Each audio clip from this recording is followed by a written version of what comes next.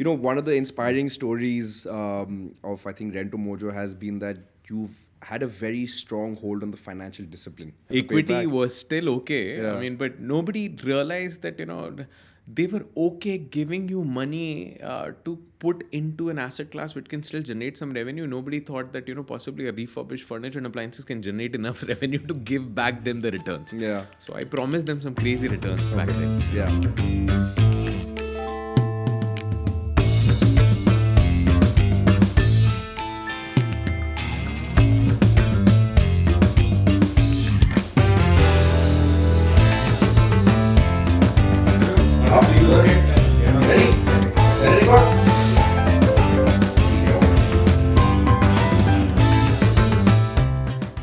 Building a company is one thing.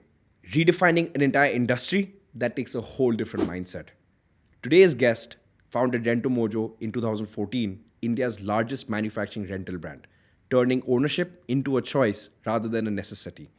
What started as an alternative to buying has now become a lifestyle shift, giving people the freedom to access premium furniture, appliances, electronics without the burden of ownership. A decade later, RentMojo isn't just thriving, it's profitable. But this isn't his first play at innovation. From early product innovations at Flipkart to advising businesses at KPMG, launching a skill exchange marketplace, and even developing a crowdfunding platform, his journey has been anything but conventional. An IIT Madras graduate and a Forbes 30 under 30 honorary, he's built a company that challenges how we think about lifestyle essentials.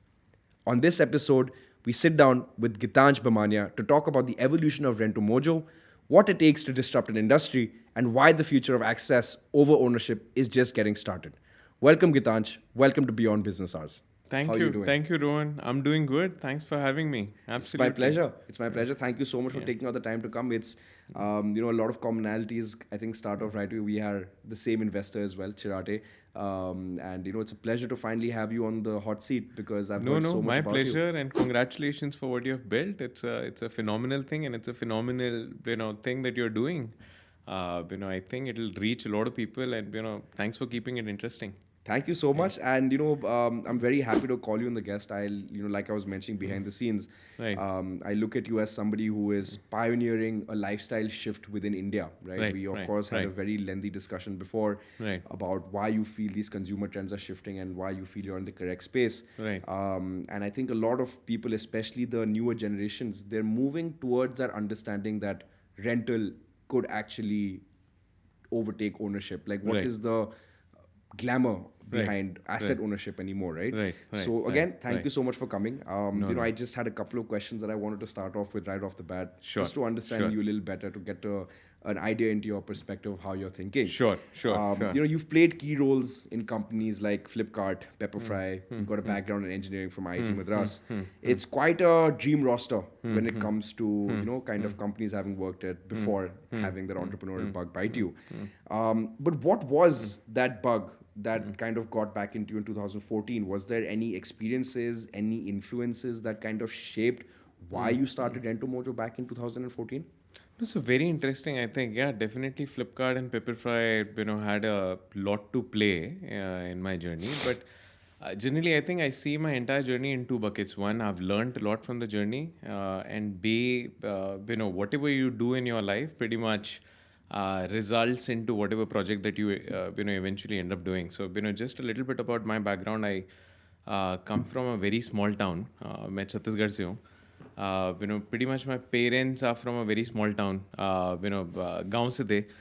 The first time I think my father would have worn slippers at the age of 7, maybe. Typically, हमारे शहर में सिर्फ दो चीज़ें थी. Either you can be a doctor or an engineer. So my brother pretty much graduated from IIT Madras, and that pretty much set the tone for me. I graduated from IIT Madras. मेरी बैंगलोर में पहली job लगी थी. So I was in KPMG for some time. Then Flipkart for some time. दोनों ही जगह मेरे को product की बहुत अच्छी एक अंडरस्टैंडिंग मिली. उसके बाद मैंने ये बिज़नेस चालू किया और typically like anybody who is first in the job, I was earning about 25,000-30,000 rupees a month. और मेरे को घर पे अपने पेरेंट्स को समझाना था कि नहीं, मैं भी थोड़ा सा सेटल हो गया हूँ. तो कहीं ना कहीं for my parents I had to furnish my apartment. तो मैंने वो फर्निश करने के लिए I had to take up a bunch of loan. तो 2 लाख रुपए तो मैंने लोन के ऊपर स्पेंड कर दिए. उसके 6 महीने के अंदर I thought of starting my own business and I told my parents that वो लोन तो ठीक है, अब मैं बिजनेस अपना खुद का चालू कर रहा हूँ. फिर मेरे को उस वक्त लगा कि rather than taking that loan for 2 lakhs, उससे अच्छा तो मैं अपने स्टार्टअप में डाल सकता था. तो that turn out as a first epiphany जिसको आप बोलते हो, कि कहीं ना कहीं मुझे लगा that would have been a better use of capital. So I got a lot of understanding of the product know-how and everything from my first venture. Kahin na kahin, that worked for about a 12 months period, and somewhere I did a good job in terms of product, but I didn't do a great job with respect to sales and marketing, to be very honest. So from there I moved to Delhi to pursue another opportunity which was in the crowdfunding space. तो ये जो 2 लाख रुपए मैंने spend किए थे वो तो था ही मेरे ऊपर problem. I had given some deposit to the landlord, so I was any which way burdened with student loans. कहीं ना कहीं landlord को deposit दिया हुआ था. On top of that, I spent around 30,000-40,000 rupees just relocating from one place to the other. So I started feeling more and more that it just doesn't make sense. I was facing the similar problem statements because I was a byproduct of urbanization, right? So a middle class boy coming to these new age cities. So it becomes very difficult because you're already overburdened quite a lot. So it just started making lesser and lesser sense in terms of purchasing the product and moving from one city to the other. Thankfully, post Delhi, I got an opportunity in Pepperfry in Bombay. So I started selling furniture and appliances at the same time. तो जब मैं खुद के एक rental घर में रह रहा था, तो मेरे को इस बार तो मेरे को पक्का यकीन था कि I am not going to go and purchase furniture and appliances. So I ended up taking furniture and appliances on rent from a small local manufacturer. I don't know if you have heard of Karni Road in Bombay.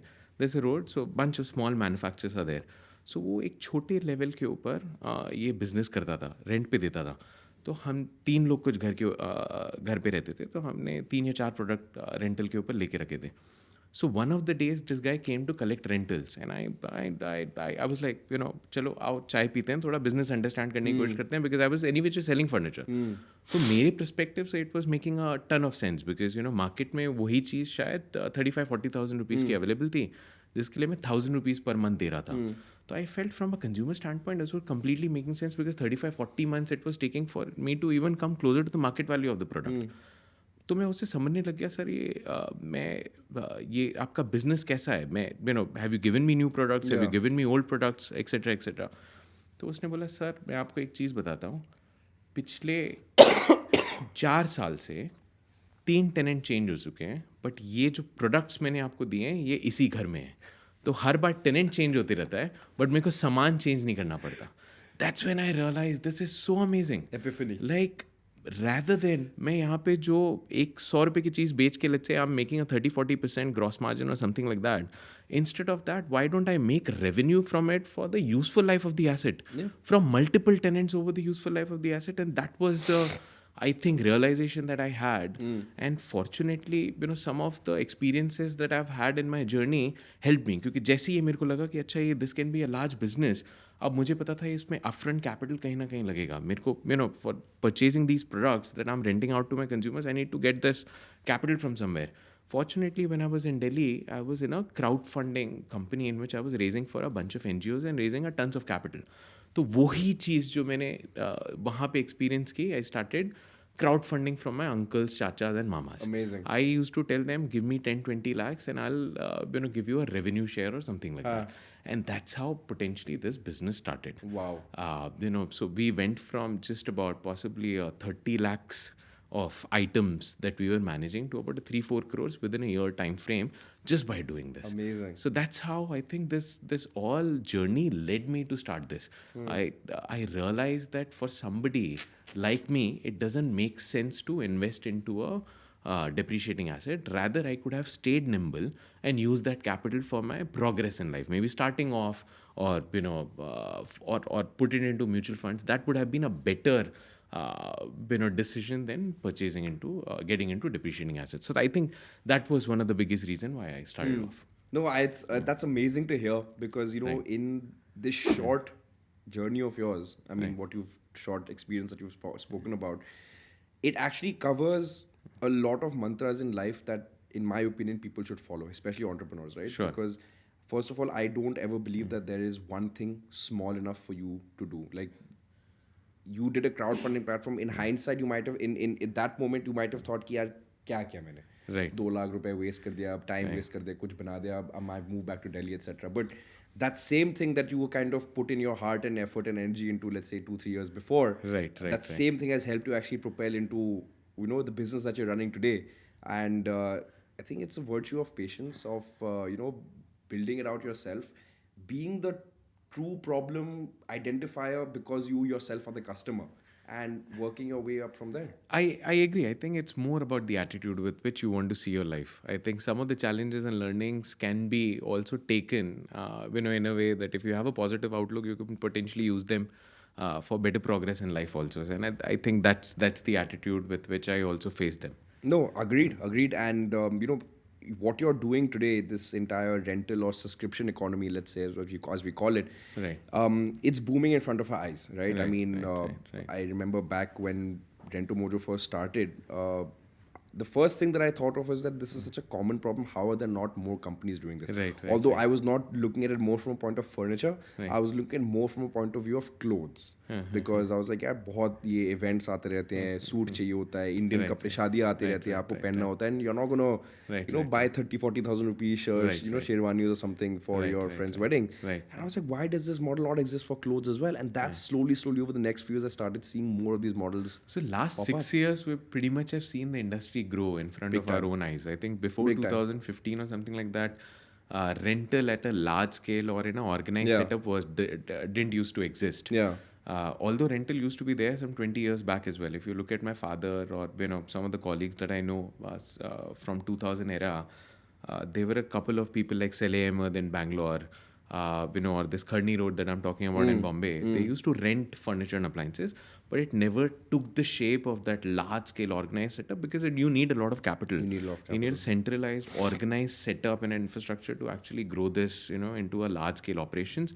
I think nobody did that systematically over a large scale because it's a balance sheet business at the same time and a bunch of other aspects, right? You are managing subscription, you are managing e-commerce. So I think this was the first time, like how possibly Airbnb was created in front of our own eyes, right? We had to create this market in the last 8-9 years. I think capital is also picked up because you're doing some kind of creation of an economy, right? Right. When you touched upon things like, how you're changing a mindset of somebody moving from an asset class, owning an asset class as compared to now subscribing to an asset class. Right. And plus, we come from similar backgrounds in terms of having a middle class background. Right. Parents are in service class. Right. Not really a business family as such, right? Right. So, when you first started off, you obviously mentioned, you touched upon a few problems. Right. Upfront capital allocation, Right, the right, risk right. of whether it'll be running. You also touched upon earlier about what if people break your furniture, etc. as well, right? Sure. So these are very real risks that you can associate. Coming from middle class backgrounds also, I feel like looking at a 5 lakh amount is a big amount. It's like, shit, that's a lot of money. But Yeah, that's a lot of money. if you're for sitting, average. if you're sitting in a large company, 5 lakh shayad at that point, today's time might not be that impactful as it was, 10 years ago. Right. So how did you actually then finally take the decision that you wanted to be a businessman? Because you're coming from a service family, you're coming from middle class family where it's doctor, engineer, lawyer, right? How did you break the shackles from coming from Chhattisgarh, wanting to start a business of your own and taking the leap despite knowing the businesses? No, I think I always wanted to start off. My father had pretty much given up on me. I think, at one point in time, he was like, my elder son is already doing very well. So my brother was a pass out from IIT Bombay, then he went to LBS and all of that. All the, so I was the black sheep in the family altogether. And on top of that, when you go ahead and ask your family members for the initial seed capital, they're like, okay, this is down the drain, right? They automatically write it off. But I think, right from the college, I had this thing about myself that I knew that I'm able to think. I'm not the only one who can think innovatively. But I think I knew that I'm at least can think and I like to predict the future. Somewhere I think my brain was working like that because I was also trying to cut corners and I was slightly lazy in college as well. So I was always trying to figure out the more smarter and lazier options or something like that. So I was helping a bunch of my seniors also, when they were into their startup journeys, coming up with different potential solutions or market opportunities that can come up. So I knew I wanted to get into this. Fortunately, when I was at KPMG, I was a consultant, and more than a consultant, I was more of a guy who was bringing the sales pipeline. So that was predominantly my job. So whenever I used to go to a client and understand a problem statement, I used to go back to my brother and say, "Acha, ye problem hai uski. You connect me to somebody that can potentially give me a solution to that guy." So essentially, being a consultant, I was consulting a third party to consult my client. So that irony led me to start the business, which was that Click to Scale is what I started off, which is more glorified form of something what we call GLG these days, right? So basically, some organization can reach out to most of these employees working in different companies and ask for a 30-minute expert network, and somebody can pay you for a 30-minute consultation or something like that. I just wanted to bring that on a platform where two people can consult over a 30-40 minute. Maybe I can book your slot for a 30-minute and get a consultation on AI. Let's say, I don't know, right? So that's the kind of a platform that I wanted to build, but somewhere I think one thing led to the other, and once you start something, you start becoming more and more mature, and you start going deep into that, right? So that was my first instance with any kind of, you call it startup or business or dhanda, whatever you want to call it. Essentially, that was my first step, and I just started becoming more and more mature as I went forward. Got it. Understood. One of the inspiring stories of, I think, RentoMojo has been that you've had a very strong hold on the financial discipline. Right. And now, especially knowing that, your first round of funding actually was not through VC led. It was, through, technically, I would still call that bootstrapping, because even if it's a friends and family round, right. You're not going to look at your chacha's money as कि हाँ ये VC नहीं दिया है मुझे, ये आपका पैसा समझ के आप करते हो, right? So they'd given me debt. So they didn't give me equity, capital, which was more tough. Equity was still okay. But nobody realized that they were okay giving you money to put into an asset class which can still generate some revenue. Nobody thought that possibly a refurbished furniture and appliances can generate enough revenue to give back them the returns. So I promised them some crazy returns back then. But I think we worked out wonders for everybody who got looped into it. Sure. And it's quite an inspiring story about how you share, because at today's time I hear a lot of young founders. Right. Their first moat is only that they want to say, I'll start off by picking up funds. And I'm not kidding, Geetansh, I tell at least about more than 50% people that I speak to, I'm talking about younger entrepreneurs, I tell them, I was like, are you sure you actually need funding? No, why that's a question more important to ask. Why you want to raise capital? Over the years, I've realized why you want to raise capital is more important than just raising capital. Then just raise. It's no point. Don't raise a capital if you don't need it. If you don't need it, don't. Start off your things first. If your business is one that has traditionally been running through a brick and mortar model, what are you going to do by saying कि my aspiration is to pick up $5 million first? उसके बाद मैं बनाऊंगा. अरे आप शुरू तो करो पहले, right? And then you can eventually get into it. No, I think that vanity metric of net worth and the valuation also kicks in and all of that. I don't think that's just a vanity metric in a way. It's just vanity. I think I've made those mistakes in the past just by raising when the capital was available. Yep. I think looking back, I think it's now we are very certain, even if we are raising a single rupee, we needs to be very certain how will that catalyze my business for the next year. Agreed. Or 2 years down the line or 3 years down the line. If the answer doesn't come, we don't raise. We don't do it. And fortunately, we've been also making money. So now I don't think we are in the process of raising a lot of equity capital. Yeah. But we raise a lot of debt capital to finance some of these assets on a daily basis. Got it. And you have to, I think, it's the call of what you think is best for your business. Right. And I think you mentioned something that I am also a victim of these mistakes. You were also a victim of these mistakes, no doubt about it. But I think we've learned now, right? The point is that we'll make a lot of mistakes together, but not to make that same mistake again, And that actually, it's a segue to the next segment and the next question that I have as well, that, you've built it to be a very very disciplined, financially stable company from what it was back in 2014. And you also touched upon that there's a lot of cost allocation upfront that is required, right? And I think the first thing that comes to me is that when I had to start something like a rental or a subscription business, that means owning assets, right? And I think that's a question that even a marketplace founder such as myself faces as well, that do you own people who are doing the services or do you outsource it? Sure.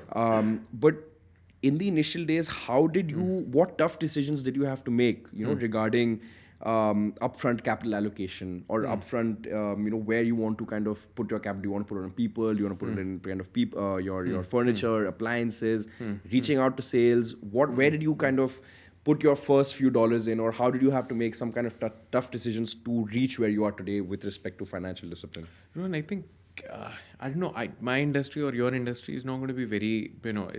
It's very similar.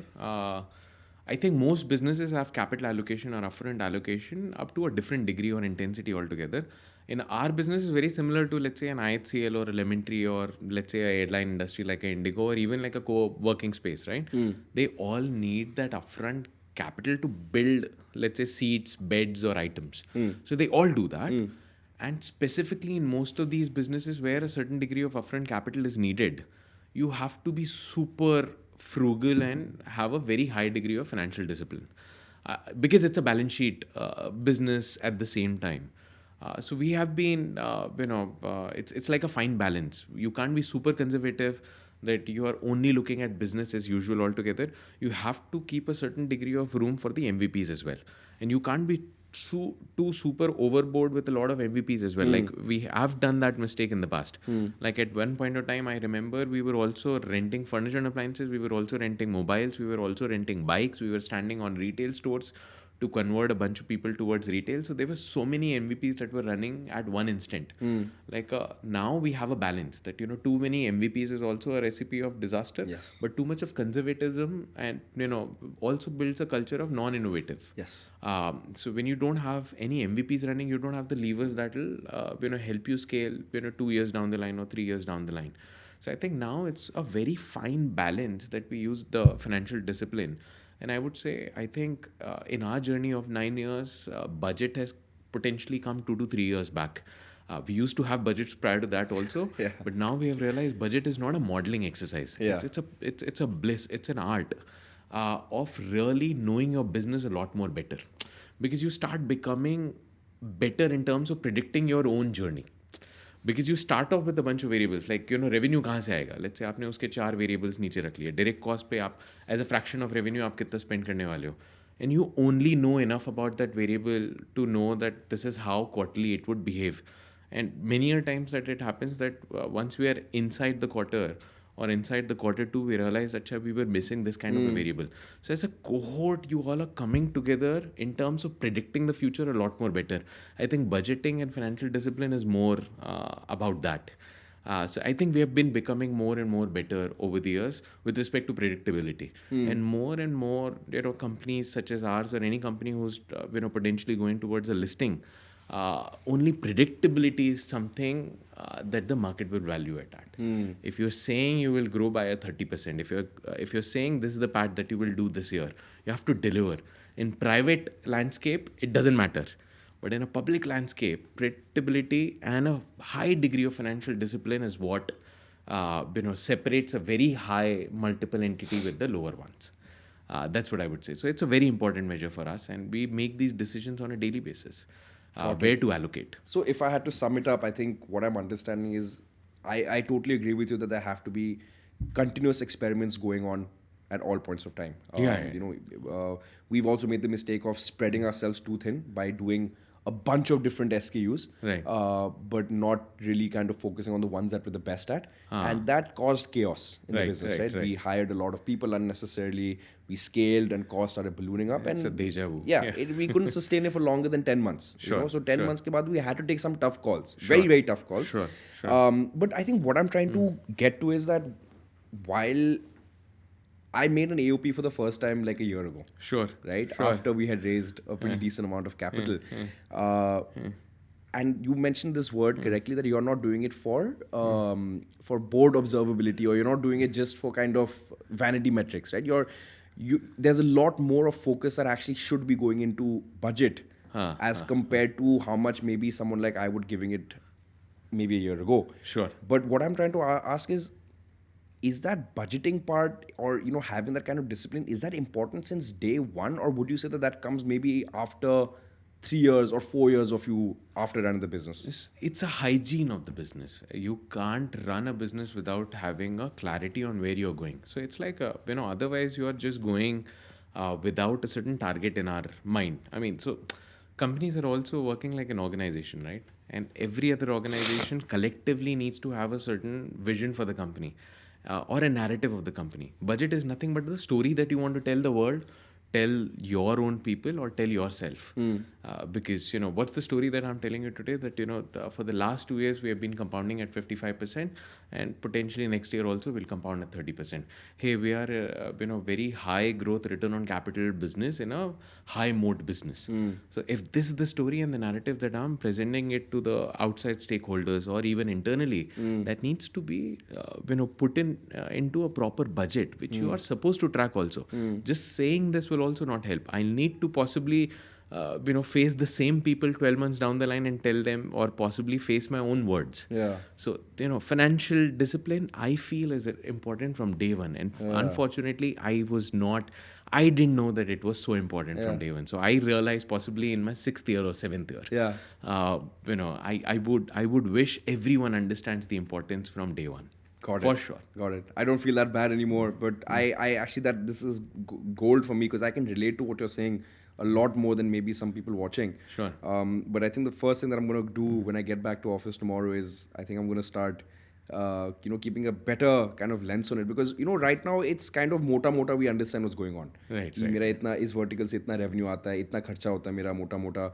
But what happens is, when I look at it 3 months, I was like, yeah, this bloody thing kind of skyrocketed a little bit more. What was the reason? And we're taking very reactive approaches as compared to taking proactive approaches. And I think that's the difference in mindset that I have seen a lot of entrepreneurs go through.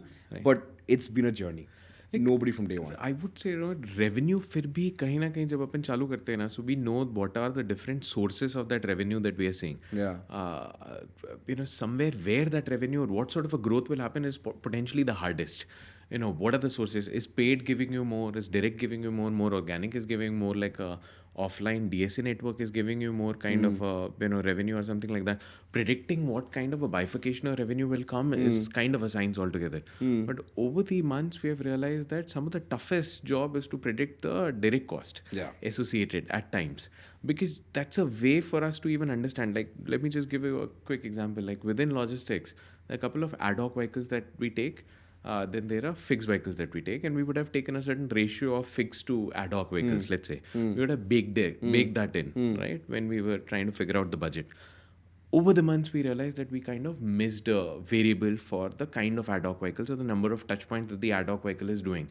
So that's when we kind of tweak. And the moment that happens, we know that we have understood slightly one more aspect about the business that we didn't know 3 months back. So the next year when you are making the budget, your model becomes slightly more mature. And there's a consistent journey over the next 4-5 years. You're becoming more and more closer to understanding your business. I think more than a model on Excel, it's about a tool to understand your business further and further, is how I would put it.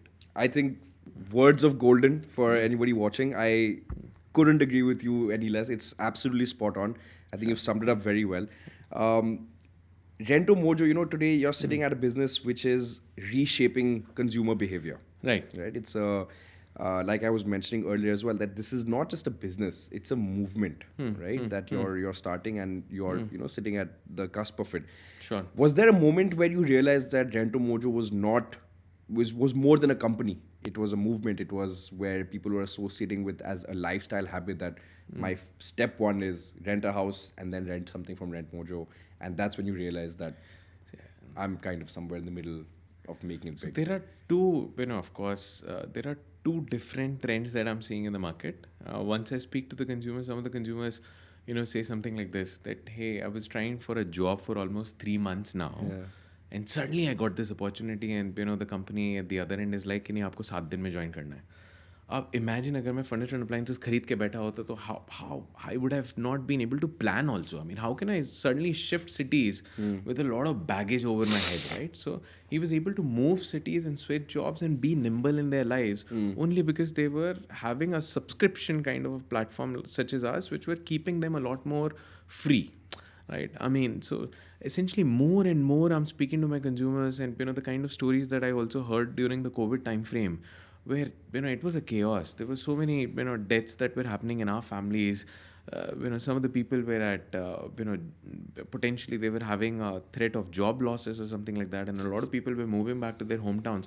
I've heard stories in which how rental has really helped them, because if they would have purchased assets, or anybody who were having those products on a EMI, they were continuing to pay for those EMIs even when they were not using the products altogether, right? So somewhere rental really helped them. Of course, the business suffered because they were returning all the products back, but at least I was fairly happy that this was helping them again be free slightly. So that's one moment definitely where we're saying we're one aspect in their life that helps them be a lot more nimble as they approach their lives with a lot of aspirations, and they want to progress more and more in their life. So that's one thing that we are definitely seeing.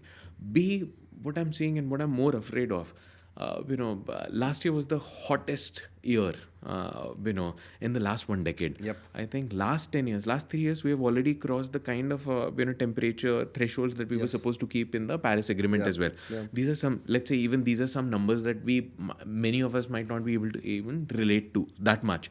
But ये तो है, मैं almost 2 से 3 बार flight लेता हूँ महीने की, right? If now the number of air turbulences have increased, so the way climate change is impacting various different facets of our life is extremes, right? And it will only go lot more extreme. I think more and more this happens, you would need a lot of business models which are in the reuse or more sustainable practices, or more in the circular economy, that reduces the number of teas to be cut, that reduces e-waste or something like that. More and more I'm getting into this business, I'm understanding more and more, I'm realizing that for us, the kind of resources that we're consuming from the planet, it'll be super important for these kind of business models to come up. It may not be just rental, it can be secondary refurbished products of purchase as well. It can be anything, but anything that can reduce and which is in the vicinity of reuse and remake or something like that. So I think that's another sustainability and circular economy movement that we are also a part of. So these two aspects, or where in a very limited manner I felt we were also a part of a smaller movement, I felt. I'm actually going to touch upon one of those topics later. Sure. It's interesting that you mentioned it, the sustainability angle of it. Right, But what I'm going to touch upon right now is more on the consumer part of it, right? Sure. Because not just your business, but every business has a certain trust angle to it, right? Sure. It applies a lot more so for some companies as compared to others, but Sure. it still exists for everyone, right? Right, So right. especially when you're talking about a subscription model where you're renting out furniture, appliances that have been used by Right. people in the past. Right. I don't know if it's an Indian mentality mindset thing or if it's a human mindset, but there is certain kind of apprehension that मैं किसी और का सामान use इस्तेमाल कर कर रहा हूँ, रहा हूँ. right? Yeah, yeah. So how did you build trust with customers, and to overcome that gap of trust or that trust deficit, or is that something that you just kind of naturally saw because of the people who fell into your target audience? It's a very big taboo. You're absolutely right when you say this. Because at the end of the day, we're giving a sofa will be used can potentially be used.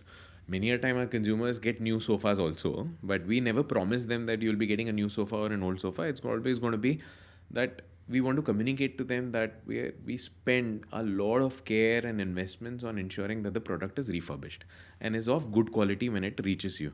But of course, trust is also a factor of either your own experience or your friend's experience. कहीं ना कहीं से अगर आपने सुना है या खुद एक्सपीरियंस किया है तभी जाके ट्रस्ट आता है. तो उसके लिए definitely we opened up many centers. If you go across Bangalore, you would find roughly about 30-35 offline stores that you can walk into and check out a sofa. A very similar sofa would be kept there. A very similar dining table would be kept there, and you wouldn't be able to differentiate between an old and a new sofa because we're spending so much in terms of our refurbishment capabilities. We have about 14 to 1600 technicians, carpenters, and tailors. We're almost a mini urban clap in a way, right? At our own small juncture, that we spend a huge degree of care and investment in terms of ensuring the best quality reaches you. So that's one way to catalyze and possibly increase the trust deficit, or overcome the trust deficit when it comes to quality of the product. This is a business model which is very difficult. सब entrepreneurs को लगता है आपका खुद का business बहुत tough है, but trust me, मैं जब एयरलाइन के बिजनेस को देखता हूँ, वेरी टफ बिजनेस. कहीं ना कहीं आपको फ्यूल कॉस्ट को हेज करना है, आपके लेबर है, मेंटेनेंस कॉस्ट है, आपका एयरप्लेन कहीं ना कहीं वेयर हाउस पे रखा हुआ है, so you have some storage cost also. So they I found that business very tough. I found our business also almost similarly super tough as well. आप अगर देखेंगे तो ई कॉमर्स में मुश्किल से 2 टच पॉइंट होते हैं. You place an order, your product will come from a warehouse, somebody will pick it up and deliver it to your place. Many a times you don't have to be at your house also. It'll get delivered to a security guard or something like that. यहाँ पे मेरे को consumer से deposit कराना है, then there is a aspect of risk assessment. Companies are built only on risk assessment, by the way. Then I have to, since it's a bulky product, I need to coordinate with you and then go ahead and install the product. You have to be there at the time of delivery so that I can maneuver around your house and install the products. That's when the journey starts. It finishes for e-commerce in a lot of cases. For me, the journey starts there because I have to collect payments from you on a daily basis. Then if you have any product difficulty or any kind of repair and maintenance issue, I have to be there at your doorstep in one day.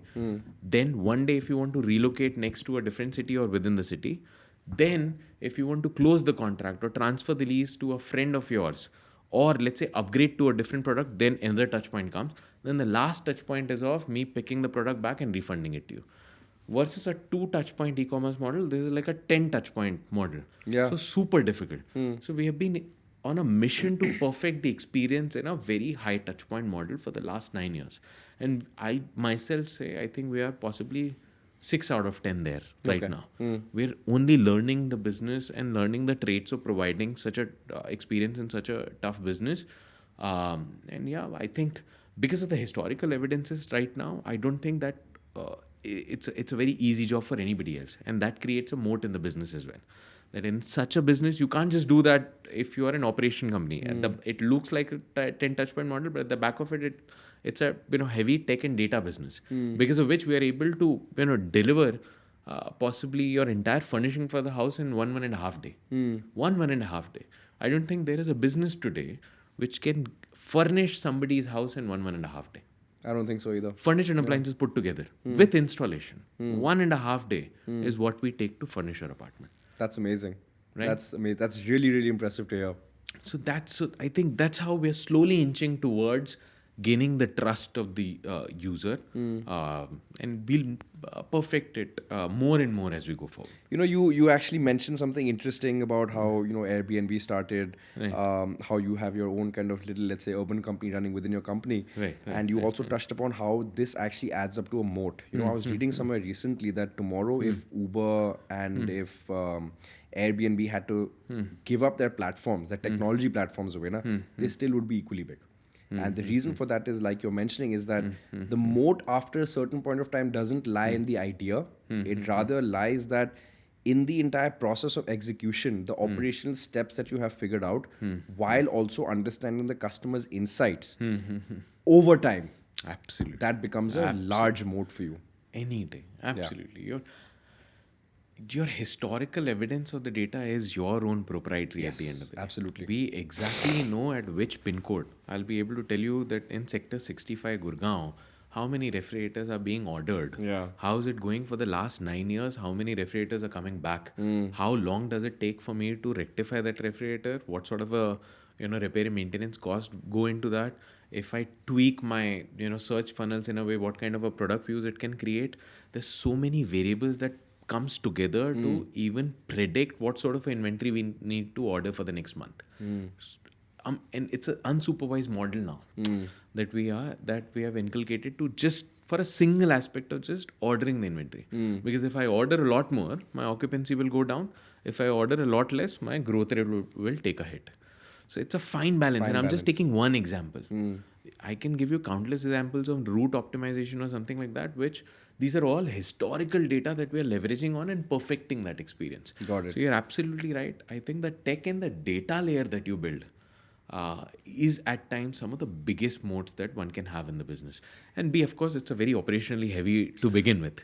Our business is super I think that's the operational. same for every business, right? I mean, you're looking at RentoMojo as an occupancy-led business, and you alluded to the fact that even companies like Indigo or Lemon Tree, like you're talking about two very diverse and very different industries in terms of what they solve for. Yeah. But the way that the business is being run is actually not too different, because Not too different. everybody has their own logistical capital costs, Labor cost. fuel surcharge, whatever it might be, right?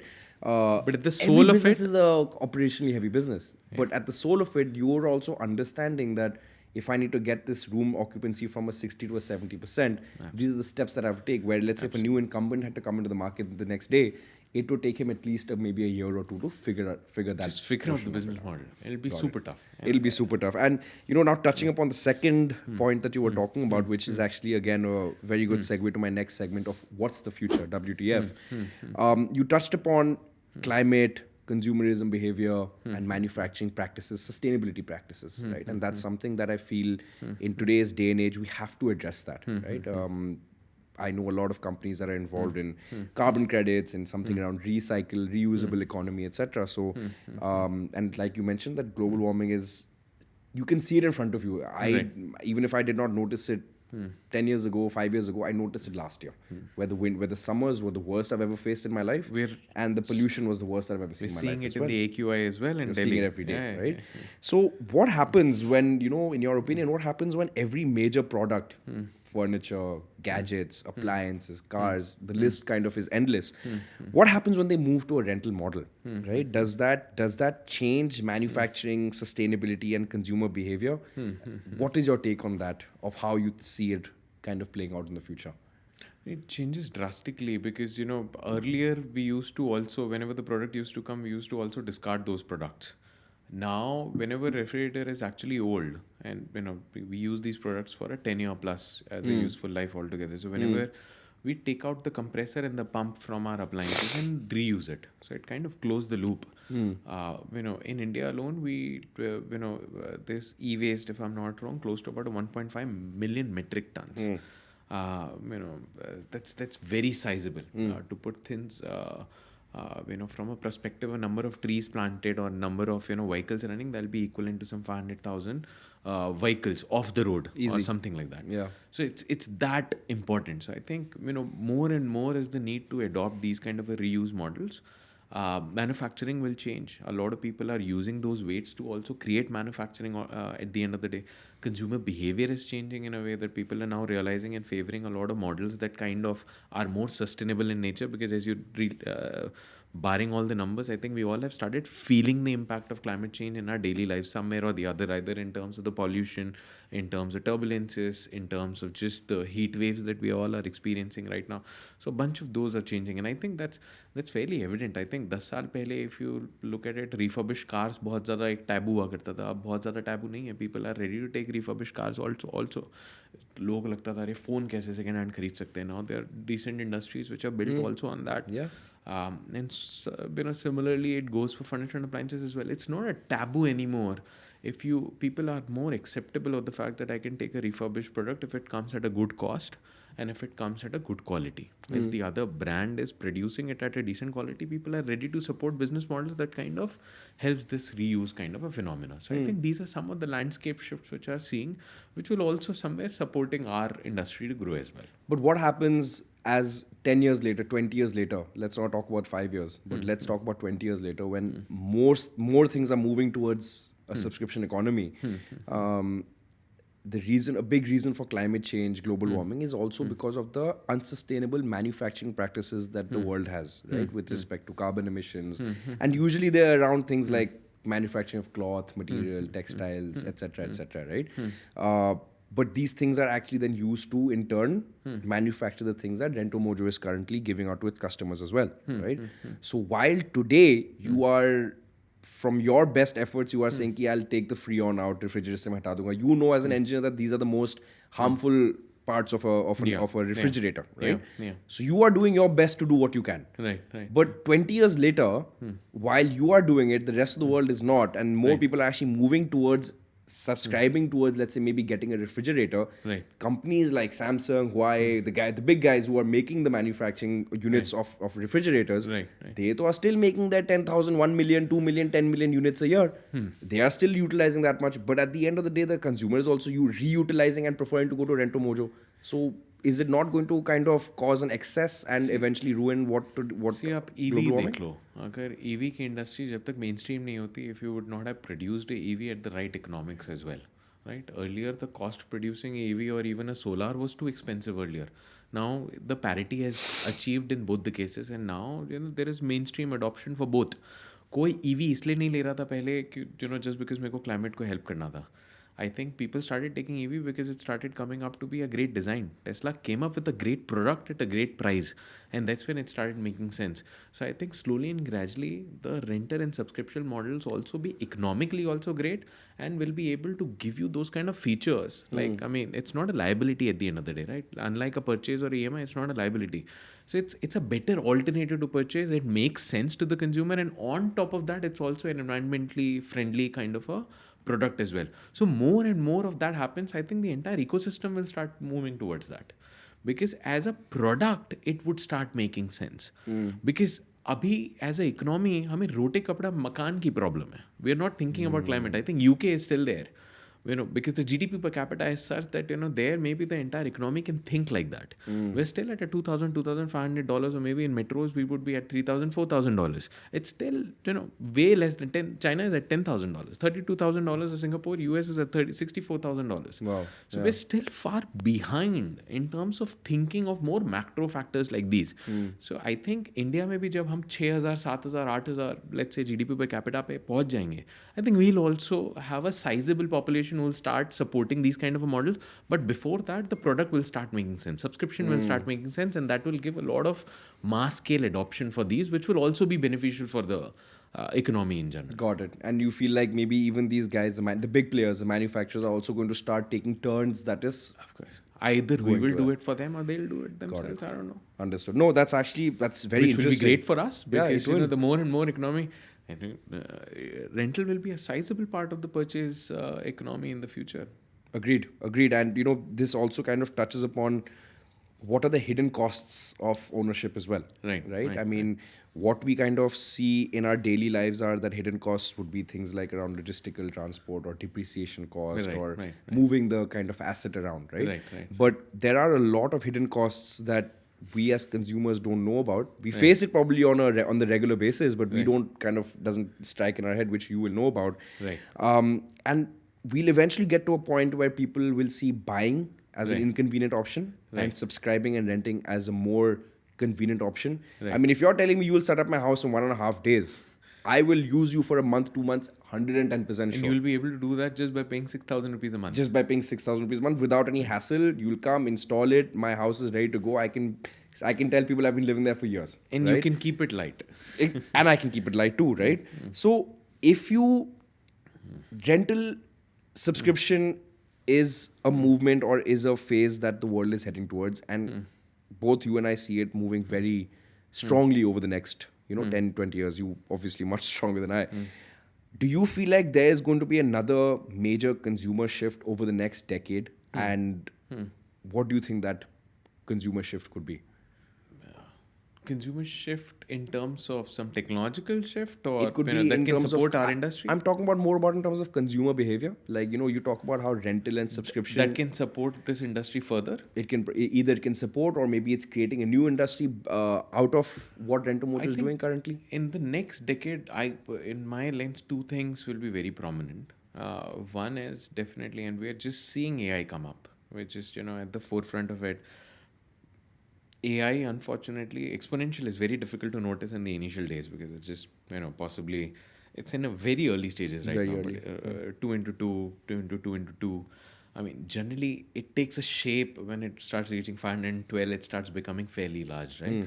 So it's exponential behavior of AI altogether, which I think in the next 3-4 years itself we'll start seeing a lot of AI will be, and AGI will be mainstream. What would that mean is, a lot of people would be fighting a technology and would be striving very hard to be more productive themselves.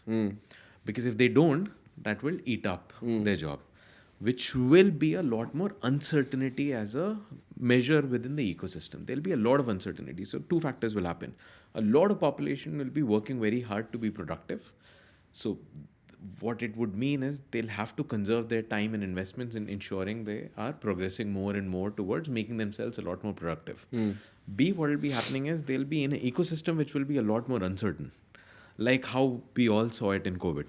I think when you club these two aspects, that will give more and more a positive tailwind to a business like subscription or ours, in which everyone would want to keep themselves a lot more nimble, invest rightly, save time. All of those put together will generally help us. So this is going to be a large scale shift that I'll see. AI will impact a lot of industries in a lot of different ways. And how is AI or any emerging technology kind of playing its way into RentoMojo right now? How are you guys using it in your industry? So, of course, not many people are building foundational models in the ecosystem right now. We are also using those foundational models to actually improvise a lot more on our chats. Your wrappers that you're using. Yes, so we have our own wrappers for the chat and the conversation that happens. And today it's very difficult to differentiate a human talking and AI talking, because 70% of our queries are now completely automated. So that's somewhere we have inculcated. B, our inventory prediction algorithms that we are talking about are slowly and gradually converting, because that's the masala that we have, right? I mean, there is a foundational model in the wrapper. We also need to train the model on our data. Yes. What is the masala that we have? Correct. Our masala is the 9 years of pinpoint understanding of what to order, where to go in terms of our route optimizer, in terms of the logistics. So these are some of the places where AI is slowly and gradually inculcating in our daily operations. Got it. Understood. And you see it playing a bigger role as the future goes as well, Super right? big role. I mean, we kind of consistently call the users in terms of coordination for the logistics, etc., etc. Very interestingly, when my team wanted to sell me on AI, they made me speak to somebody for 5 minutes, and I didn't know that was an AI. Wow. Okay. That's how I got sold. और मैं 5 minute तक बात कर रहा हूँ, मेरे को समझ में नहीं आ रहा है कि ये वो उतने ही एक बहुत ही बारीक से pauses ले रहा है. And it was such a local language altogether that I felt that this is amazing. I mean, I can possibly just have AI calling somebody for a confirmation call whether to come tomorrow or not. So these are just initial adoptions. I think we don't even know where all we can apply right now. That's the crazy thing about AI. When we started building our own, we have not built our own foundation LLMs. Right. But the last 6 years of the data that we have been storing around all tech work, because we Right. do a lot of scoping, solutioning for Right. our own customers. Right. That has actually been used as the masala for our own company, for us to be able to now, what earlier took us 2 weeks, 3 weeks for us to solution, let's say, a really complex tech document. Right. Now it's taking us minutes. Oh, wow. Right. Okay. And we ourselves are so impressed by it that now we have, I mean, touch wood, it's been used. A lot of our clients are using it. I've been given business because of it, because they like the fact that your calls or your solutioning is done right in front of me. Right. So even customers themselves are actually kind of realizing that this is taking over. Right. And if it is helping me out and benefiting me, Why not? they're all game Absolutely. for it. And I think that's something that I probably see happening in over the next few years in RentoMojo as well, if it's not happening already. But Right. once you start seeing automatic AI schedulers which are integrating to their calendar, automatically setting it up in their house, I know it. the world is a limit. I don't see it. Any use case is possible at today's point of time. You just have to imagine it. Ho jayega. There would be any difference between AI and us? Yeah, there wouldn't. I don't see it. I think I heard something interesting from the founder of, or the current CEO of NVIDIA. He was talking about how you need an HR to manage AI agents. You would need agents. You don't need HR for people. You need HR for agents now. So tech team will be the new HR team. So which agents to use? Which agents to use, how to get it more optimized. Phenomenal line. I Yeah. think, I had also the opportunity to, meet him and listen to him when he came to Bombay. Phenomenal words of wisdom. I'm sure. Absolutely. I'm sure it would be a pleasure to meet him, but that must have been a great experience. Yeah, super. And that's something that's actually kind of leading me to my next segment in terms of how would you go about building your own business as well. Right. So RentoMojo has been running profitably since I think the end of 2021, if I remember correctly. Right. And even in this industry, there are not too many players who have raised money and have built and grown and scaled a business. Right. We have worked with a few companies at EMB itself, people who are doing renting of clothes, renting of something very small use cases. but those companies never flew off. They were maybe there for 3 years, 4 years. One particular company, I remember that was existed for about 5 years, but And not they many so and so- profitable, didn't survive. they eventually had to I shut can down, imagine. and at least, if not them, but at least the renting portion of it had to shut down. Sure. They were maybe, let's say, they had a big store, multi-brand clothing store. Sure. They started one small segment of renting, thinking that it'll go really, Sure, it'll go really sure, well. sure. But then they continued back to their traditional buy and sell model. Sure. But considering that there are not too many players who are in this space, Right. who have raised capital and are profitable. That's, I would say, the dangerous try over there. But what advice would you give to someone new who is starting a business in a subscription-based business model, which would allow them to eventually say that this is how you can kind of be profitable, and this is the mistakes that usually this kind of business owner makes in, let's say, the first few years? What kind of advice would you give to these kind of individuals?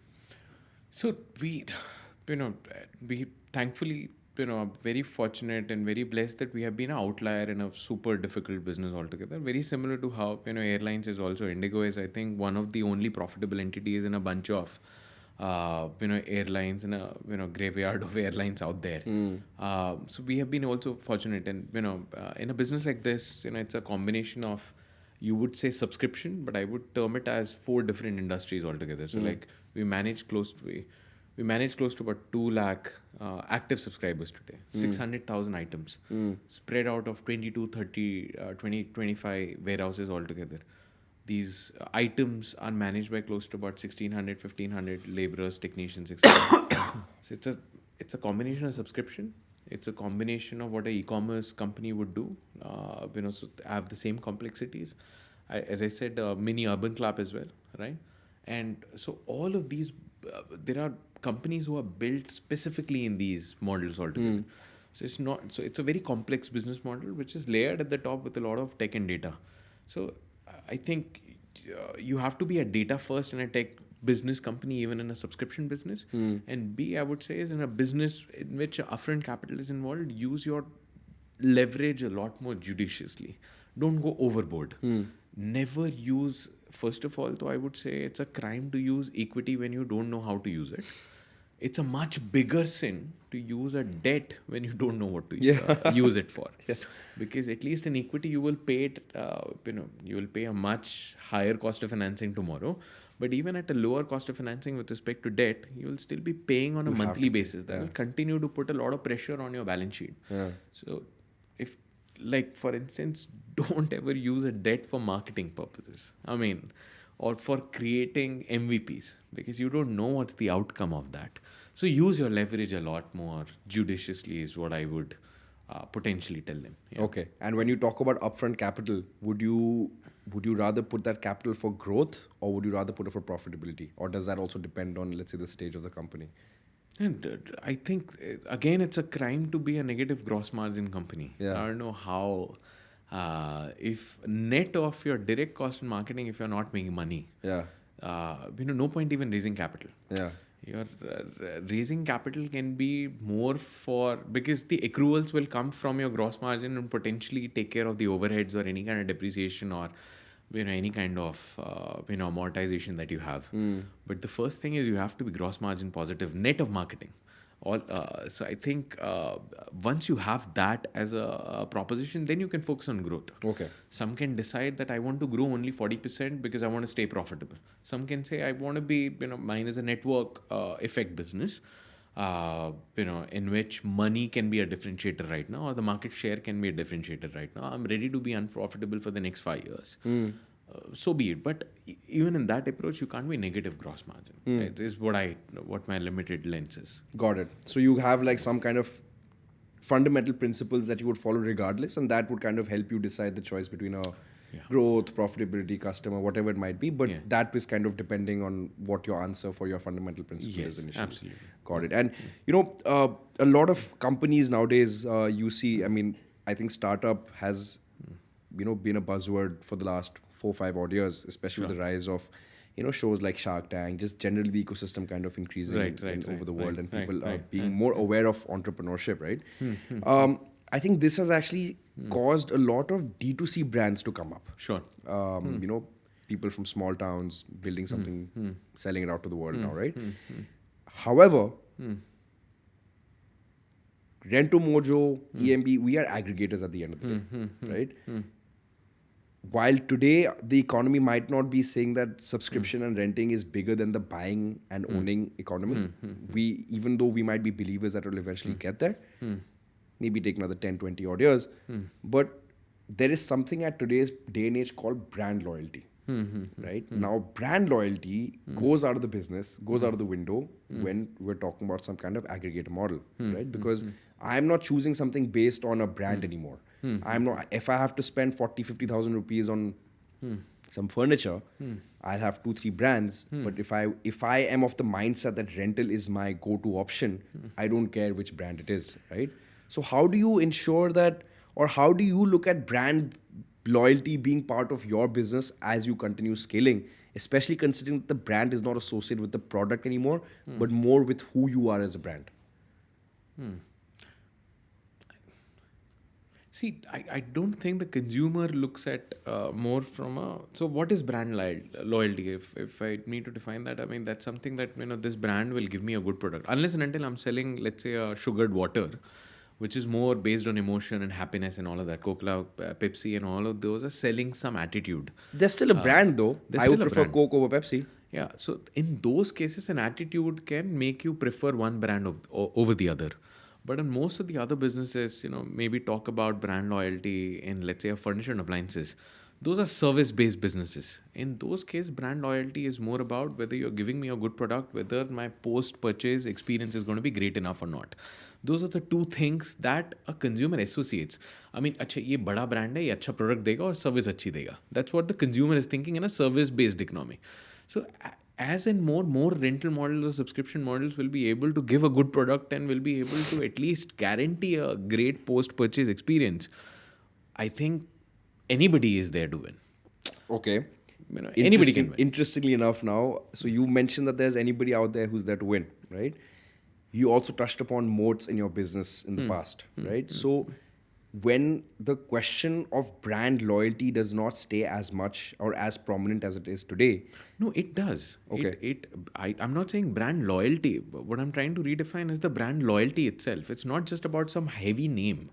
It's about the kind of experience that I hear or experience. Agreed. Yes. Agreed. And that makes the brand larger. That And makes there is affinity and larger. loyalty will always be there. That makes RentoMojo make people loyal towards your company because your service and experience is good. So that for me is the brand. And the largest possibly player in terms of the overall active subscribers with 11 touch points, right? I'm reaching out to these 2 lakh active subscribers on a daily basis. So they're talking more about me. Got it. When they talk more about me and when they continue to get more of that experience, more of my consumers get to know about me. So when you have to talk about defensibility and a moat, we touched upon it earlier that years of experience, data points, this is definitely there to add as a moat. 100%, right? Absolutely. Apart from that, is there anything else that you feel could be strong? Because if somebody is focused on customer experience, somebody tomorrow will come and say, Ki, I'll renovate your house in 1 day, not 1.5 days. It's difficult. Anybody can do that. It's difficult because it takes a sustainable, step-by-step approach over the years with a lot of proprietary data, tech and ERP to actually reach there. If I say my occupancy is 85% for the last 10 years, let's say, and when the entire occupancy industry, let's say hospital industry, hospitality, are sitting at 60-70%, we'll possibly be one of the best in class in terms of the occupancy numbers. There's just an outcome number, but there's so much that happens at the back, it's not very easy to replicate. When I say I'm delivering it 1.5 day, that's just an outcome number. There's so much of coordination that is happening at the back. And a lot of proprietary tech that we have built because of which we are able to deliver that. So on day one, you don't have that. You will have to make mistakes, learn it, and continue to that. And anybody can do that. Given enough time and the right team, and I think a lot of people discount in these modes benefit of having the right culture. The right culture and team. Which is somewhere like a shadow, right? I mean, at the end of the day, you can have the best market, best team out there, but ridiculous culture and you will falter. Yes. So वो तो shadows में चल रहा है वो तो आपको तो culture is also fairly very important which you can't just replicate, right? Every other company has its own culture. Seen a lot of good companies with an average product do very well as compared to companies that maybe were not that culturally strong and had a great product but them not do well either. Yeah, absolutely. So I think it's Somebody said it very nicely. I think culture is something that you can tolerate at the end of the day. Do you tolerate people, do you want to get a high performing culture or a high tenured culture? अच्छा ये 10 साल से रुका है तो he's more important. और आपको चाहिए आप 9 बजे लोगों को ऑफिस में चाहिए आपको और you are focusing more on the ownership of the client. and the ownership. These are some of the aspects which are very important because I keep telling my team it's not a cricket match that we are playing, it's a football match. Okay. So we all need to come together, right? We need to know, acha, you are in a better position to score that goal. Let me pass the ball to you. In a cricket, you're pretty much you are playing the match. Yes. Right. Yeah. So that's No, I love the what analogy. I mean, culture- I'm on a smaller note. I'm one of the few people in the company who actually prefer football over cricket. It's a very large cricket culture in the company. I But wish I'll it- probably speak to you that after the podcast. I didn't know you're a football fan. we do play. I like football more than cricket for sure. Okay, perfect. Just the last, I think, just for this segment, you've touched upon a little guiding principles or, Right. First principles that helped you out when you were first Right, starting the business right. and what is helping you out today as well. You've navigated, of course, multiple highs and lows. I think every entrepreneur goes through that over the course of running a company for 10 years, right? Is there any kind of, common mistake or common advice that you would want to kind of give to people who are building their own business that people don't actually hear enough of?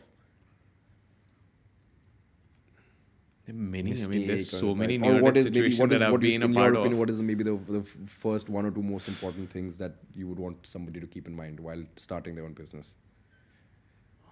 I think this entrepreneurship is very uncertain. I don't know if you saw that scam 1992. Yeah. In which this Harshit Mehta was saying कि कोई मुझसे पूछ रहा था कि 5 stock आप बता दीजिए. वो बोला कि यार प्लीज़ मेरे को आप इतना ऊपर मत चढ़ाओ और इतना नीचे मत गिराओ. Because I'm done with it or something like that. Okay. In a way, entrepreneurship is very uncertain. When you think of an idea, it takes its own shape over the years. You see multiple near-death situations. You start with something and you realize that while you are figuring out a product market fit, a lot of things changes, and you go through a lot of these highs and lows. And I remember in March 20, we were 4 months away from turning profitable. 4 months, literally 4 months. And there was a large private equity who was ready to put in a couple of $1 million into the company. And that would have taken a different trajectory altogether. And March 20, we all know lockdown started, right? वो दिन था. उसके बाद 2 महीने तक तो पूरा सब कुछ freeze हो गया. हमें लगा कि ठीक है, we are still safe because at the end of the day we have a subscription base which is giving us enough revenue. घर पे है. तो हम तो revenue कमा रहे हैं, लोगों का 80% डाउन हो गया है. 2 महीने बाद जैसे ही लॉकडाउन खुला सब वापस जाने लग गए. हमारा चर्न बहुत ज़्यादा बढ़ गया. तो business suffered. Somewhere demand also increased, but churn also increased a little bit. Yeah. From a 4 months runway, it became a 4 month of break even. 4 months of break even, it became 4 months of runway. That was such a tough point. एक point पे 2 या 3 crore company में बचे थे और कहीं ना कहीं 7 करोड़ 6 करोड़ का तो बर्न था महीने का. 100 करोड़ की पर्सनल लाइबिलिटी थी. मैं कहीं कहीं पे साइन करके रखा हुआ था. फ्रॉम दैट स्टैंड पॉइंट, जिसने घर पे 100 रुपये मांगने में शर्म आती थी, there was 100 crores of liability sitting on your head. मैं तो jokingly मैं तो पंखा देख रहा था. Very very jokingly, but it was such a tough point. So I think I realized, and I was having a victimizing attitude. Suddenly I think जब आप एकदम rock bottom पे होते हैं ना, तो कुछ ना कुछ epiphany होती है. And I think for me also it was like, more than what life is throwing at me, let me see how can I respond to it. I think that one can say it, but I realized it, and I think that's one thing that I would like to share, that वो मेरे ख्याल से एक flipping point था, that I can only have control on my responses, and this journey will throw a lot at you. Yeah. So I think if you have the right responses, I think pretty much you are on the right track. Is what Beautiful, I would suggest. beautifully said. I think control the controllables and don't stress out too much on the uncontrollables, right? That's nothing it's out of your hand. And raise less money. I think that's a good statement to end this segment on. But thank you so much, Geetansh. I think that that brings us to the end of our main lengthy questions. I had a real great time listening to some of the answers. No, that my you had to pleasure. say. Absolutely. And now we'll move on Thank to a you. little bit more some casual, hopefully something that you might find interesting as well. Okay. But our next section is the trick or tech segment, which is where you'll see a couple of statements up on the screen. Okay. And like I said earlier, there's one statement which is more true Okay. than the others. Okay. Right? In today's day and age, I don't think anything is 0% More true is false, relative, huh? but more true is what is more important. That is what I've noticed in the last few episodes. That while I'm actually doing the trick or tech, there are a lot of statements that I'm like, yeah, there is an element of truth to it. 10%, 20%, jo bhi hai, but there is an element of truth that it's actually happening. It's not completely false, right? Okay. So relatively, that's what I'm saying, which is more true than the others. Sure. So you're just gonna see them up on the screen right now. So we'll start off with the first segment, the first statement, which is IoT enabled smart furniture rentals. Oh so my the God. three options are. Some rental companies offer IoT-enabled furniture that tracks usage and environmental conditions, providing data to both the user and provider for optimal maintenance and user experience. The second statement, a few companies have started pay-per-use furniture rentals where customers are charged by the hour for using leased items like chairs, sofas, and work desks. And statement 3 is, IoT-enabled rental furniture can now self-lock if the customer misses a payment, preventing further use until dues are cleared. मेरे को interestingly वो third वाला option लग रहा है. अगर furniture के बजाय मोबाइल होता तो I could have said third. Otherwise it seems like second is the more closer to truth, I feel.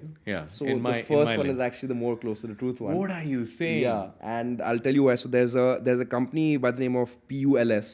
I'm not sure how to pronounce it. But What are you saying? I'll call it Pulse Really? for now. And what they've done is they provide home services and smart technology. Right. So what they have done is that they have, with the furniture that they have associated with their brand, Okay. they've started integrating different IoT use cases within that furniture. Okay. Although the renting part of it is not completely there yet, but they have started producing the manufacturing those appliances or the gadgets or But whatever. they sell it. They sell it though. But they can actually say what kind of energy savings are happening because of that. I know a couple of fan companies also doing that. Correct. Yeah. So, for example, there was, and there are actually a bunch of companies. It's not just this Pulse company. Okay. Pulse is more again like an aggregator of smart furniture. Sure. For example, there was a LiftBit sofa. Okay. So this is a sofa that is broken into different hexagons. Okay. You sleep on it, and it kind of with IoT within it. It manages your gradient, your sleeping height, different things like that because of it looks at how your body is positioning. Okay. So that's what this LiftBit does. Wow. Then there was another one called Bureau Data Desk, which I found very interesting. You put your laptop on that desk, and that desk acts like a cloud or like a storage. So anytime somebody comes onto that desk, they see information that has been stored on that desk. When they leave, when they pick up the laptop and go somewhere else, that data becomes unavailable again, right? Super. Then apart from that, of course, you must have seen wireless cable chargings. Well, I think that's pretty common in today's day and age. Sure. And a lot of IoT-based mirrors, which kind of show it according to you. If you're doing face wash, it'll show you a different light. If you're doing makeup, it'll show you a different light and different zoom, etc. So these are some innovations that are coming about. Afternoon versus evening, I think. Afternoon versus evening, these kind of things that are coming about. So these are some new innovations that are coming about, and maybe it could be something that RentoMojo Yeah, is why renting not? out. These are giving me ideas. Giving you good ideas. For sure. Yeah. So moving on to the second statement, which is around food and nutrition tech. Sure.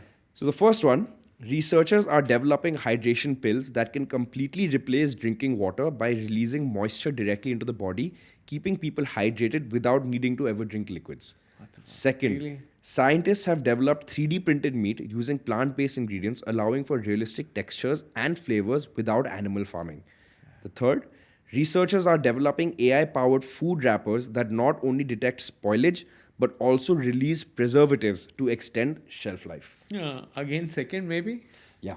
This Yeah, one. second is the most common, right? There's so Second- many plant-based meat kind of products which are already there. Second is very common, but the what I would probably want to correct over here is that while everybody knows about artificial meat, 3D printed meat is actually different. Where today's day and age, when people are talking about lab grown meat, etc., these are agreed. They are using different plant-based ingredients, different compounds that are mimicking the taste, the texture, the feeling, the taste, etc. But what we're talking about is 3D printed meat. Okay. So that is a bit different. People know about the normal meat, but printed 3D meat is something that people have not heard of much. Okay. The third one is absolutely false. There's nothing that has come out in this case that I could find. I But the saw one of first the Shark Tank episodes. Somebody was talking about not an AI powered wrapper, but something like I IoT device that'll be able to touch the food. Okay. And will be able to tell what sort of a shelf life is available within the food. There are some that do that Yeah. for fruits as well. So Yeah. they put the fruits through like an Yes, X-ray yes, scanner, yes, yes. and you can tell how Yeah, fresh it is, yeah, how yeah. long it'll last for. But yeah, I mean that But is may that not does be AI exist. powered yet. May not be AI powered, but there is a lot of computer vision. Like we are in EMB, we work a lot on computer vision solutions. Okay, So okay. that is actually part of what this comes into. We're Sure, doing it for, let's say, sure. for example, steel defects. Okay. We're able to find that out. Okay. You know, okay. things like that. So we're okay. able to save, there's a particular company we're working with. We're saving them almost more than 500 crore a year. Oh, wow. Otherwise, this would be material that they would have discarded and gotten waste of Sure. because it was not up to the material of what they Sure, want, quality sure. of what they wanted. Sure, sure. But the first one is also something that is not completely true, but you would have heard of, ORS, electrolytes, and things like that, right? Alright, So alright. these are actually things that are used to mimic you from drinking water, Okay. which will keep you hydrated for a longer time. So you're drinking the same amount of water and electrol, But for there example. is something closer to that because that's more closer This to. is the science that they're playing around with. Okay. I don't think it'll ever Nothing get to has a a point. fate in the market, right? No, I don't think it'll get to a point where you don't need to drink water ever. But for example, if today's thing is that you drink 2 liters of water and you're good, that's the scientific average, right? Maybe that 2 liter becomes, let's say, a 1.5. Because it will reduce inflammation in a way. It gives you the same benefits of drinking water for 2 liters, except you're putting that kind of. Yeah, you the know, maximum goes in inflammation itself, right? I mean, yeah. I'm not sure about the science behind it, but Okay. this is what I've done my research on. Alright. That 2 could eventually become 1.5. Oh, I don't ever see it becoming 0, but it could. Okay. Yeah. Okay. Yeah. And, that'll yeah, be so very interesting. It is. It's super interesting, and I actually like you're correctly saying the second and third one is something where there's a lot of truth behind it, and exciting times coming ahead for Yeah. if the third one actually. I'm does rooting get for through. the first one. Yeah, seriously. I used to be 108 kgs at some point in time. Really. Now I'm closer to 82, 83. Okay. And I've researched and digged a lot more in terms of just what goes within the body. I think that's something very closer to my heart right now. Okay. I really wish the Interesting. first happens. Let's see. There could be some new innovations coming around it very soon. So Yeah, let's yeah. hope Why fingers not? crossed. Yeah, right? yeah. But nee, thank you. I think that ends our trick or tech statement. Sure. The last section, which is the rapid fire round. Sure. These are going to be quick MCQ questions that Right, you're going to be right, right, asking. right. You're going to be wondering with question or choice 1 or choice 2. Sure. And let me know what is the first answer that comes to your head. Sure. Perfect. So starting off, the first one: rent a home or buy a home? I think depends. So economically and financially, it never makes sense to buy a home. But I think I'm also at a stage where I want to customize the house. Potentially have a better shower or something like Yeah. that.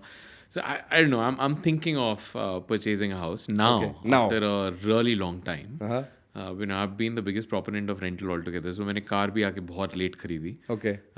But I think depends on the right stage. When you want to settle down a little bit is when you can potentially buy a house, not for investment purposes for sure, but more from I think more from a stability perspective. And I'm assuming your second, because my second question was going to be around rent a car or buy a car. So I'm assuming no. the same answer would apply there. No. Okay. For a car, I don't think it ever makes sense. To rent? Yeah, it's a depreciating asset. I mean, at the end of the day, house might still appreciate because depending on what sort of, are you taking it in a peak market or on a, are you buying it in a COVID or 2 years from there, or you're buying real estate now? Okay. I think depending on that, you can still make some money on that. Understood. But car to will always go down. Car will depreciate down to 10-20% within a couple of years. So Yes. it doesn't make sense. Any depreciating asset doesn't make sense. Got it. Understood. Scaling fast or scaling right? Scaling right any day. Any day. That's like the biggest axiom. Okay. AI driven customer experience or human touch? I want to say scaling fast is almost like playing a satta, right? In a way. Scaling fast मतलब आप बोलो कि यार forget everything, revenue is my key. So like do whatever you get, आप कुछ भी कर लो, forget process, forget backend, forget everything, demand Then the लेके आओ. rewards can be super high, but you can fail also. You can go down completely. You can, big That's time. almost like playing a satta. It is, yeah. So I would rather You would choose rather a play that. predictable one because use the slightly more predictable. Fair enough. It's a 50-50 answer. Like I said, there are a lot of people who have said first 3 years of my life, scale fast. Oh, okay. But that was the flavor of the season, I guess, till 2020, 21. After that, now a lot of people have started saying scale right, I'm scale not right. saying satta doesn't make money. Yeah, it does. It's just, I think, each to their own of how they run their business, right? Yeah. So yeah, AI-driven customer experience or human touch. As we were just discussing, I don't think there's going to be a difference between the both in a few years. Okay, fair enough. Data-driven decisions or gut instincts. I think gut instincts filtered by data. Beautiful. Tech intensive or human intensive. Any day tech intensive. Yeah. Tech incentive. Yeah. Okay, fair enough. Nee, perfect. That actually brings us to the last question of our rapid fire. Sure. Gitansh, first of all, thank you so much for taking out the time, My having a chat pleasure. with us after Beyond Business Hours. Absolutely, my it pleasure. really was a pleasure to host you. It's one of the most fun that I've actually had on a podcast. Thank you. The reason behind it is because I think I just got to chat with you as a very open person. I really enjoyed my time speaking with you, and I think the answers that you gave were very, very learning for me. If nothing else, I got to learn a lot from your answers. Sure, thank you. Is there any last words that you would like to tell to the audience who is watching the podcast today? Any tips of advice? Any last words that you'd like to tell them? Anything at all? No, just I think thank you for keeping it very transparent and candid. I think questions were very thought through, and I thoroughly enjoyed the conversation. I think this podcast will go miles. I'm sure the way you're conducting it, as I said, you're doing it phenomenally well. And kudos to that. Thank you so much. That actually means a lot. Touches my Thank you. heart. But thank you so much for that. Thank you. For viewers watching it, I hope you had a very good time watching today's episode with Geetansh. Like I said already, I personally had a fantastic time. Definitely go check out. I assume a lot of you people are moving or moving houses or moving cities soon. Do check out RentoMojo if you don't know already, and do use it. I've personally used it before. I know a lot of people who have used it before as well, and we've had a great experience. So thank you once again, Geetansh. Wishing you the best of luck. Some Thank you big so things much. coming up on the horizon very soon. Thank you. And I think we're all going to be hearing about it. So thank you once again. Thank you all for tuning into another episode of Beyond Business Hours, and I'll catch you next time. Thank you once again. Have a great day.